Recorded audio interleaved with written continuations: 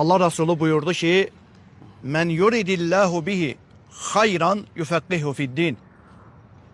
Allah subhanahu ve teala kimin üçün xeyir istəyərsə onu dində fəqih edər.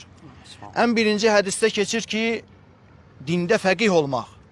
Ne deməkdir dində fəqih olmaq? Ve bu barədə Şeyhülislam İbn Teymiyyə rahimahullahın güzel bir kelamı var.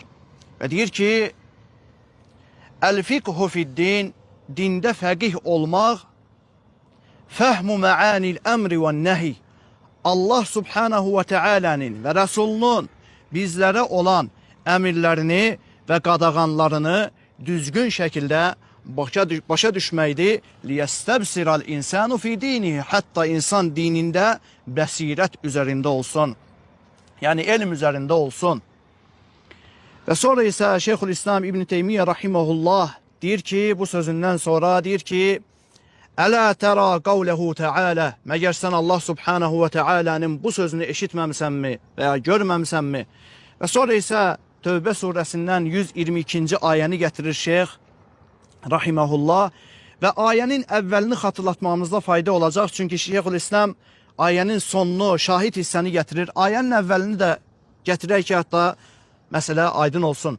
Ayenin evvelinde Tövbə suresi 122. ayede Allah subhanahu ve teala buyurur ki, qoy müminler hamılıqla birlikte, yani hamısı birlikte döyüşe çıkmasınlar. Her toplumdan bir nefer belə olsa qalsın. Ve sonra ne üçün qalsın? Her toplumdan bir nefer belə olsa qalsın deyir ayede Allah subhanahu ve teala. Ne üçün qalsın? Şeyhülislam rahimehullah ayenin bu hissəsini getirir. Allah subhanahu ve teala buyurur ki, liyetefekkahu fiddin.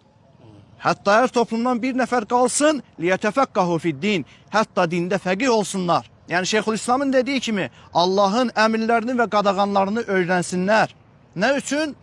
Liyunziru qavmehum iza raca'u ileyhim. Qövmləri döyüşten geri qayıtdıqda qoy o öğrenenler onlara Allah subhanahu ve teala'nın emirlerini ve qadağanlarını danışsınlar ve başa salsınlar ki لَعَلَّهُمْ يَحْذَرُونَ. Ola bilsin ki onlar Allah'tan qorxarlar ve Allah'ın emirlerini yerine getirip qadağan ettiği şeylerden çekinenler. Ve həmçinin bu hadiste olan bazı faydalardan necə ki İmam Nevavi rahimehullah İmam Müslim'in sahihini şərh edərkən orada bu hadisten bazı faydalar getirir. Deyir ki, bu hadis elmin fəzilətinə dəlalət edir. Ve həmçinin bu hadis bizleri elmə təşviq edir.